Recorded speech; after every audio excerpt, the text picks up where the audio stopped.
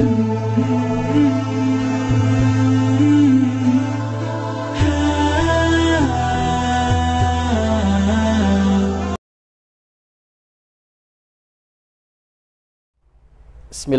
Assalamualaikum warahmatullahi wabarakatuh. Alhamdulillahi kafa wassalatu wassalam ala nabiyil mustafa wa ala alihi wa ashabihi ahli sidqi wal wafa. Yaqulullahu ta'ala ya ayyuhalladzina amanu taqullaha haqqa tuqatih wa la tamutunna illa wa antum muslimun. Faqala nabiyuna Muhammadin sallallahu alaihi wasallam ittaqillaha haitsu ma kunta wa bi sayyatal hasanata tamhuha wa khaliqin nas bi khuluqin hasanin. Kaum muslimin dan muslimat rahimani wa rahmakumullah, alhamdulillah bersyukur kita kepada Allah Subhanahu wa taala atas segala limpahan nikmah, taufik serta hidayahnya. Shalawat bering salam semoga tetap tercurah atas Nabi kita Muhammad sallallahu alaihi wasallam, pada keluarga beliau, para sahabatnya, tabi'in, tabi'ut tabi'in, dan orang-orang senantiasa komitmen dalam menjalankan sunnah beliau sampai datangnya hari kiamat kelak. Allahumma la sahla illa ma ja'altahu sahla wa anta taj'alul hazna idza syi'ta sahla. Kaum muslimin dan muslimat rahimani wa rahmakumullah, di kesempatan kajian kita pada kesempatan kali ini saya akan coba mengkaji terkait dengan pertanyaan-pertanyaan penting seputar masalah berkurban, ya. Karenanya kaum muslimin dan muslimat rahimakumullah, kadang kita mendapati pertanyaan-pertanyaan yang sangat penting, ya, yang ini kadang banyak tidak diketahui oleh kaum muslimin, ya, terkait tentang masalah berkurban. Yang pertama yaitu bagaimana ketika daging hewan kurban dibagikan kepada orang-orang kafir. Nah, ini bagaimana hukumnya? Ya, jadi kaum muslimin rahimakumullah, di mana madhab Malikiyah itu memakruhkan, ya, ketika daging hewan kurban itu diberikan kepada orang-orang kafir.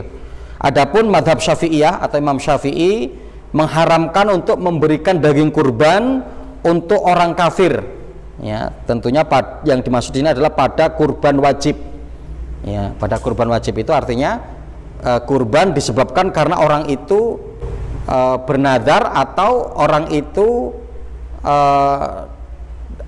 untuk merealisasikan daripada, ya, nadar yang sudah dia nadarkan, ya, maka menjadi dimana bahwa hewan tersebut, kurban tersebut menjadi kurban wajib. Nah, ini Imam Asy-Syafi'i rahimahullah ta'ala, ya, ini tidak membolehkan untuk memberikan, ya, daging hewan kurban yang disebabkan karena kurban wajib kepada orang kafir. Adapun, ya, kalau pada kurban sunnah, ya, jadi ketika pada umumnya, maka ini tidak mengapa, ini perkara yang diperbolehkan, ya. Ini diantaranya disebutkan oleh Imam, ya, Al-Baijuri, ya, Asy-Syafi'i dalam satu kitab beliau yaitu Hasisah Al-Baijuri, ya, dan juga disebutkan dalam Majmu' Syarhu Al-Muhadzab, ya. Adapun Al-Lajnah Ad-Daimah, ya, lil Buhusi wal Ifta, ya, menetapkan akan kebolehan memberikan daging kurban kepada orang kafir, ya. Mereka adalah orang-orang kafir yang ahlu dhimmah, bukan kafir harbi. Jadi bukan kafir yang memerangi kaum muslimin. Nah, dalil yang digunakan sebagaimana dalam firman Allah dalam surat Al-Mumtahanah ayat yang ke-8, la yanhakumullah 'anil ladzina lam yuqatilukum fiddin wa lam yukhrijukum min diyarikum antabarruhum wa tuqsitu ilaihim innallaha yuhibbul muqsitin. Ya, tidak mengapa, tidak ada larangan bagi kalian untuk berbuat baik kepada orang-orang kafir, ya, yang mereka apa? Tidak memerangi kalian dan tidak mengeluarkan kalian dari negeri-negeri kalian, ya. Antabarruhum wa tuqsitu ilaihim, engkau berbuat baik kepada mereka tidak mengapa, engkau berbuat adil kepada mereka tidak mengapa. Innallaha yuhibbul muqsitin, dan sesungguhnya Allah menyukai orang-orang yang berbuat keadilan, ya. Jadi artinya ini yang pertama, ya. Jadi bagaimana hukum memberikan daging kurban kepada orang kafir, ya. Jadi artinya sebagaimana pendapat para ulama tadi, yang diantaranya dalam Lajnah Ad-Daimah, boleh selagi orang kafir tersebut bukan kafir harbi, yang memerangi kaum muslimin, tapi adalah kafir dhimmi. Adapun yang kedua, bagaimana hukum menyimpan daging kurban dan bagaimana cara pembagiannya. Nah, ini kadang yang menjadi permasalahan di tengah-tengah masyarakat, ya. Jadi boleh tidak kita menyimpan daging kurban? Kadang ada yang mengatakan tidak boleh lebih dari 3 hari, ya, untuk sudah kita habiskan. Nah, ini maka kita akan lihat dalam perkara ini, ya, dari kalangan para sahabat, tabi'in dan 4 madhab, ya, membolehkan untuk menyimpan daging kurban ketika dalam kondisi tidak peceklik, ya. Yang tidak boleh itu ketika dalam kondisi susahnya ekonomi, sulitnya ekonomi, atau dalam kondisi peceklik, maka ini yang tidak diperbolehkan. Sebagaimana ketika Ibunda Aisyah ditanya, ya, tentang bagaimana untuk menyimpan hewan kurban, daging hewan kurban yang kemudian dimakan mungkin sampai 3 hari atau mungkin lebih daripada itu, ya, maka Ibunda Aisyah ketika itu mengatakan, ya, dan ketika itu Ibunda Aisyah bertanya kepada Nabi SAW tentang hal ini, ya, maka Rasulullah mengatakan, ma fa'aluhu illa fi amin ja'an nas fih. Ya, jadi saya tidak melakukan itu kecuali pada waktu ketika banyak orang yang kondisi kelaparan. Fa'arada an yut'imul ghaniyul fakir. Jadi ya, saya menginginkan agar ya dihabiskan, tidak disimpan, untuk agar orang kaya bisa memberi yang fakir. Ya, wa in kunna lanarfa'ul qara fanaqulu ba'da ya khamsi asyarah. Ya, dan ketika itu kami pun mengambil paha kambing yang kemudian kami simpan, ya, kata Rasulullah, kata Ibunda Aisyah, yaitu sampai 15 hari. Jadi artinya boleh selagi tidak dalam kondisi musim peceklik, maka tidak mengapa. Nah, ini boleh untuk dilakukan, ya. Dan bagaimana kemudian untuk pembagian dagingnya? Ya, jadi pembagian daging itu dapat dibagi menjadi 3. Yang pertama untuk dimakan oleh sahibul kurban, ya, dimakan untuk orang yang berkurban. Kemudian yang kedua disedekahkan untuk fakir miskin, dan yang ketiga dihadiahkan untuk mempererat silaturahmi. Ya, jadi dan sebagiannya pun, ya, bagi sahibul kurban, ya, untuk mengambil tidak lebih dari 1/3, baik itu langsung nanti diolah atau dia simpan. Nah, ini tidak mengapa. Atau bahkan ketika ya semua untuk dihadiahkan, ya, semua untuk disedekahkan, ya, maka ini tidak mengapa. Ya, sebagaimana ya pada hadis Ali bin Abi Thalib, ya, ketika Ali bin Abi Thalib mendapatkan mandat dari Nabi untuk menyembelih onta, yang dimana sahabat Ali mengatakan, dan kami diperintahkan untuk membagikan semuanya, baik dagingnya, kulitnya, kemudian kikilnya, semua. Bahkan kami tidak diperintahkan untuk memberi yang memotong itu upah dari daging hewan kurban tersebut, ya. Dan dimana Rasul Shallallahu Alaihi Wasallam pun bersabda, kulu wa at'imu wa dakhiru, ya, makanlah oleh kalian dan berikanlah makan untuk orang lain, artinya sedekahkanlah, berikanlah hadiah, wa dakhiru, dan simpanlah oleh kalian, ya. Dan dalam riwayat Muslim Rasulullah pun mengatakan, kulu wa at'imu wa tasaddaqu, ya, makanlah daging kurban itu oleh kalian, ya, atau kemudian kalian hadiahkan, ya, dan kalian sedekahkan. Nah, jadi kalau kita akan lihat, ya, pembagian itu bisa dibagi menjadi 3, ya. Untuk sahibul kurban, yang itu diusahakan tidak boleh lebih dari 1/3, kemudian sedekah kepada fakir miskin, dan kemudian untuk dihadiahkan untuk, ya, mempererat silaturahmi. Kemudian berikutnya yang ketiga, bagaimana hukum berkurban untuk orang yang sudah meninggal dunia. Ya, nanti kita akan lihat di dalam kitab yang ditulis oleh Syekh Utsaimin, yaitu Ahkamul, ya, Udhiyah wa Dzuka, ya, di mana bahwa, ya, hukum berkurban untuk orang yang sudah meninggal ini ada 3 kondisi, ada 3 keadaan. Yang pertama, berkurban untuk orang yang meninggal dunia apabila diikut sertakan maka ini tidak mengapa. Ya, jadi mungkin ada seorang anak yang dia berkurban, ya, disertakan dalam niat, ya, dia berkurban untuk dirinya dan keluarganya dan diikutkan orang tuanya yang sudah meninggal. Nah, maka dalam perkara ini adalah diperbolehkan. Kemudian kondisi yang kedua, berkurban untuk orang yang sudah meninggal dunia yang disebabkan karena itu adalah nazar, ya, nazar atau wasiat dari orang yang meninggal tersebut yang berkurban, ya. Jadi sebelum meninggalnya mungkin dia berwasiat, wahai anakku, nanti kalau bapak tidak menemui, ya, bulan Dzulhijjah pada waktu berkurban, maka tolong bapak kurbankan. Nah, ini ketika kondisi seperti ini maka ahli warisnya wajib untuk mengurbankan, ya. Nah, karena kita mendapati firman Allah dalam surah Al-Baqarah ayat yang ke-181, famam badalahu ba'da ma sami'ahu fa innama itsmuhu 'alal ladzina yubaddiluna, ya. Dan barang siapa yang menggantinya, padahal ada satu wasiat tertentu diganti dengan yang lain, ya, maka berdosalah bagi orang-orang yang menggantinya tersebut. Maka tetap harus direalisasikan. Kemudian yang ketiga, berkurban yang diniatkan khusus untuk orang yang meninggal, ya. Jadi ada seorang yang mungkin secara sengaja, ya, mengorbankan untuk orang tuanya yang sudah meninggal. Mungkin dia membawa 1 ekor kambing ke masjid, ini untuk orang tua saya yang sudah meninggal dunia. Boleh dalam perkara ini, boleh menurut madhab Hanabilah, ya, menurut madhab Hanabilah maka ini boleh, ya, yaitu mengibaratkan seperti sedekah untuk orang yang mayit atau orang yang meninggal. Syekh bin Baz juga membolehkan, ya.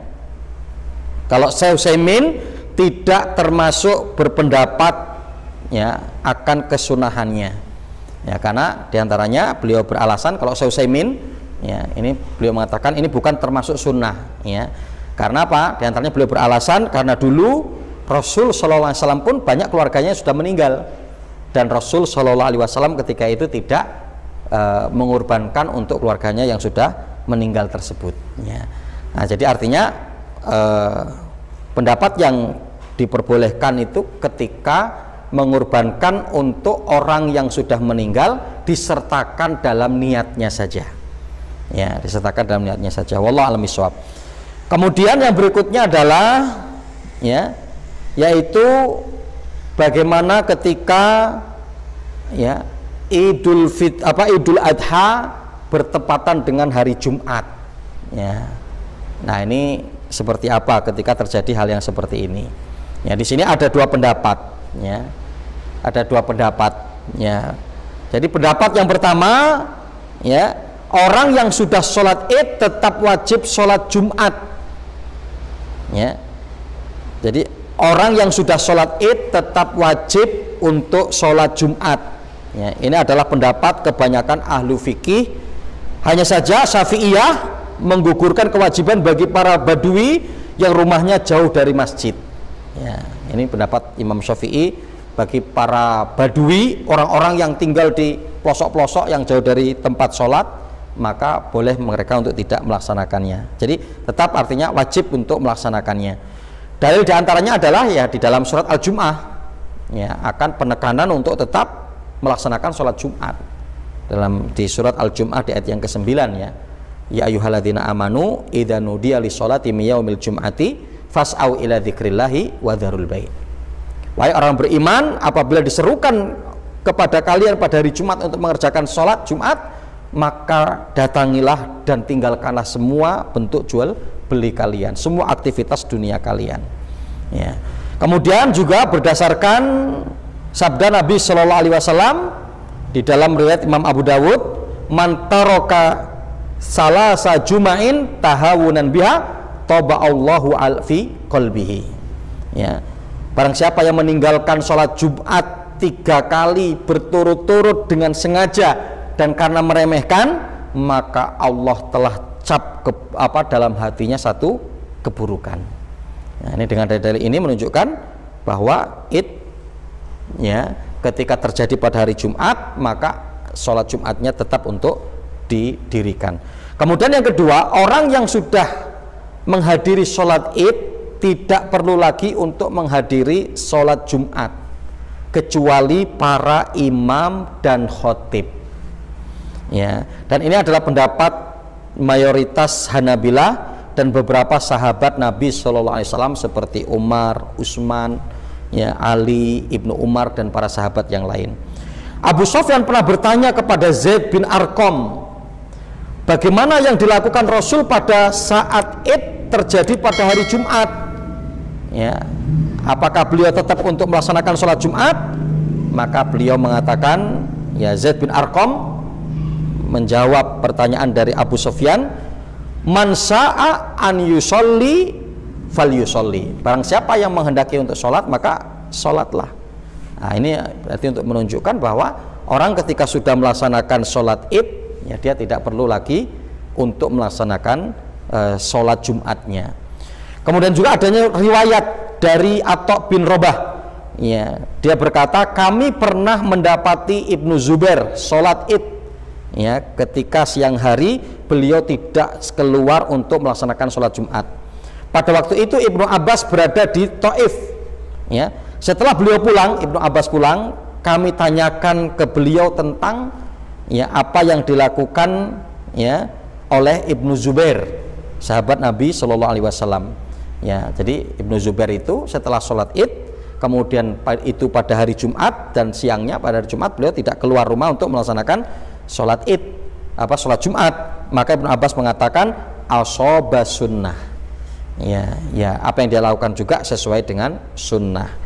Ya, jadi artinya bahwa ini menunjukkan bahwa, ya, orang yang sudah melaksanakan sholat id tidak tertuntut lagi untuk melaksanakan sholat Jumat.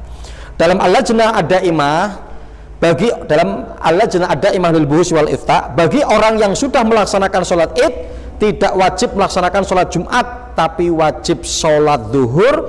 Dianjurkan bagi imam untuk mendirikan sholat di masjid-masjid agar memfasilitasi bagi orang yang belum melaksanakan sholat Jumat. Nah ini, ya, jadi nanti, ya, tinggal kembali kepada kita masing-masing, kira-kira kita mau ngambil hukum yang mana, ya, dan semua insya Allah dibenarkan, ya, wallahu ta'ala alam. Kemudian yang berikutnya adalah puasa Arafah berbeda dengan wukufnya jamaah haji. Ya, jadi bagaimana ketika puasa Arafah, ya, berbeda dengan wukufnya jamaah haji. Nah, kaum muslimin rahimani wa rahimakumullah. Nah, ini kadang kita nanti akan mendapati, ya, di mana orang-orang ketika berpuasa Arafah tapi tidak bertepatan dengan jamaah haji yang sedang wukuf. Ya, dalam perihal seperti ini seperti apa gitu, ya. Ya, nanti coba kita akan kaji, ya.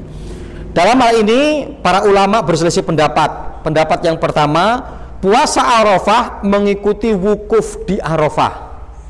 Ya, ini pendapat di dalam Al-Lajnah Ad-Daimah. Ya, kita coba melihat, ya, penjelasannya. Yaumun Arafah hadzal yaum alladzi yaqifun nas fihi bi Arafah. Jadi hari Arafah ini adalah hari pada waktu ketika jamaah haji sedang wukuf di Arafah. Wa shaumuhu masyru'un li ghairi man talbasa bil hajj. Ya, dan untuk puasa Arafah itu disyariatkan bagi siapa yang tidak melaksanakan ibadah haji. Fa idza aradta an tasuma hadzal yaum, kalau kalian ingin berpuasa pada hari ini, wa in sumta yauman qablahu fala ba'sa. Ya, jadi ketika kamu ingin berpuasa pada hari itu, maka puasalah, atau kamu sebelumnya pun juga sudah melaksanakan puasa. Nah, itu tidak mengapa. Maka kadang kita mendapati orang puasa di bulan Dzulhijjah itu ada yang mereka puasa 2 hari, tanggal 8 dan tanggal 9. Ya kan, tanggal 9 itu ketika jamaah haji sedang wukuf di Arafah. Nah, ini pendapat yang pertama. Jadi bertolak ukur bahwa, ya, di mana, ya, puasa Arafah itu dengan wukufnya jamaah haji di Arafah. Adapun pendapat yang kedua, puasa Arafah sesuai tanggal 9 Dzulhijjah di daerah tempat seorang itu tinggal. Ya, jadi tidak berpatokan dengan jamaah haji sudah wukuf atau belum di Arafah. Ya, nah, ini kita akan melihat ini pendapat Syekh Utsaimin rahimahullahu taala yang dalam Majmu' Fatawa beliau mengatakan wasawab annahu yakhtalifu bi ikhtilafi matali. Ya, sungguhnya perbedaan itu akan terjadi pada perbedaan matla. Ya, jadi di mana bahwa perbedaan itu terjadi pada perbedaan matla. Ya, matla itu artinya keluarnya bulan. Famathalan idza kana al-hilal qad ra'a bi Makkah. Jadi misalnya ketika hilal itu sudah terlihat di Mekah. Wa kana hadzal yaum yaumut tasi. Karena pada hari itu adalah hari tanggal 9. Ya. Nah, itu sehingga mereka kemudian di Mekah melakukan wukuf di Arafah. Karena pada waktu itu adalah tanggal 9. Ya. Wa ra'a fi biladin akhar qabla Makkah, ya, biyaumin wa kana yaumun Arafah indahum, ya, alladhi yaumul ashir.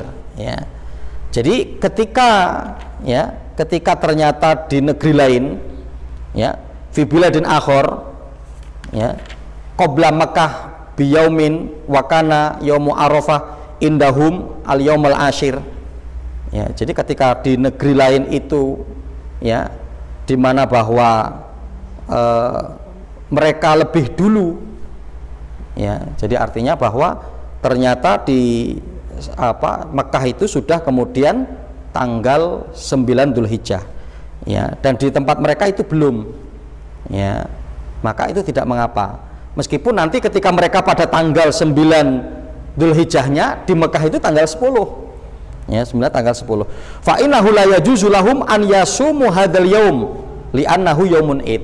Ya. Jadi ketika nanti bahwa duluan Mekah, ya, maka Mekah kemudian sudah masuk tanggal 10 setelahnya dan di mereka baru tanggal 9, maka untuk mengikuti bahwa mereka berada di tanggal 9-nya. Ya. Jadi dan yang di Mekah tidak boleh untuk mengikuti di tanggal 10-nya karena mereka sudah melihat hilal sebelumnya dan mereka telah melaksanakan wukuf di Arafah. Wa hakadha law qaddara annahu ta'akhkharatil ru'yah an Makkah wa kana yaumut tasi fi Makkah, ya, huwa thamin indahum. Ya. Jadi kalaupun mereka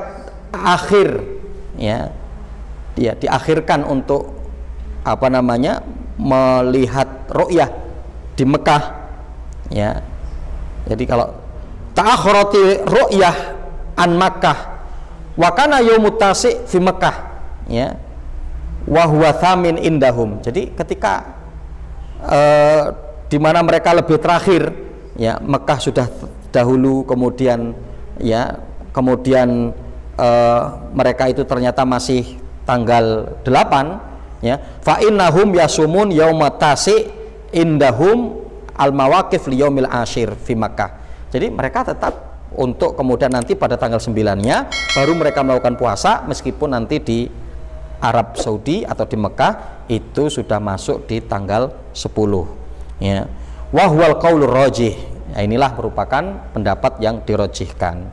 Li'anna Nabiya sallallahu alaihi wasallam yaqul, karena berdasarkan sabda Nabi juga Rasulullah mengatakan idza ra'aitumuhu fasumu fa idza ra'aitumuhu fa'aftiru. Kalau kamu melihat hilal maka berpuasalah, dan kalau kamu melihat hilal maka berbukalah. Artinya patokan kita, ya, tetap adalah hilal, ya, tapi bukan kemudian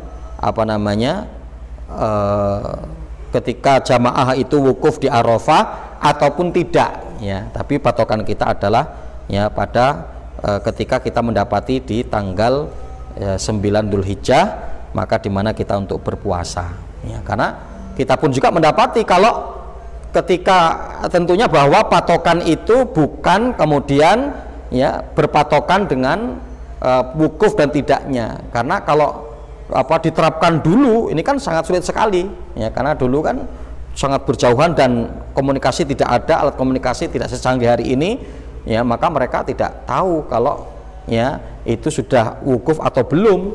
Nah, maka patokannya adalah tanggal 9 Dzulhijjah di setiap negeri, di mana ya di waktu tersebut adalah di bulan Dzulhijjah, ya.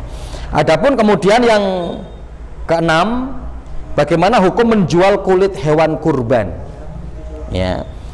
Menjual kulit hewan kurban, Imam Asy-Syafi'i dan Imam Ahmad berpendapat tidak bolehnya menjual kulit hewan kurban berdasarkan sabda Nabi Shallallahu Alaihi Wasallam dalam riwayat Imam Hakim dan dihasankan oleh Syekh Albani, man ba'a jilda udhiyatin fala udhiyatalahu. Barang siapa yang menjual kulit hewan kurban, maka tidak ada kurban bagi dirinya. Nah, jadi artinya Imam Asy-Syafi'i, Imam Ahmad berpendapat tidak boleh, ya, kulit hewan kurban itu untuk dijual, ya. Imam Abu Hanifah berpendapat boleh menjualnya tapi disedekahkan, ya. Jadi menjualnya boleh. Ini pendapat Imam Abu Hanifah, menjual kulit binatang kurban yang tapi nanti disedekahkan atau barter dengan barang yang lain, ya. Jadi boleh, tidak dijadikan uang, barter, meskipun ini pun dibantah oleh Imam Asy-Syafi'i rahimahullah ta'ala. Jadi artinya seyogyanya daging hewan kurban itu tidak untuk dijual, ya, tetap untuk dibagikan, ya. Nanti sama orang itu kemudian mau dijual, itu sudah terserah, yang penting sudah dibagikan. Wallahu ta'ala alam. Ini mungkin dapat kami sampaikan terkait dengan persoalan-persoalan penting seputar hewan kurban, yang mudah-mudahan kita mendapatkan ilmu dan petunjuknya, ya. Aku lu qouli hadza astaghfirullahaladzim li wa lakum wa lisairil muslimin fi kulli jumlah aktor. Wabillahi taufiq wal hidayah. Wassalamualaikum warahmatullahi wabarakatuh.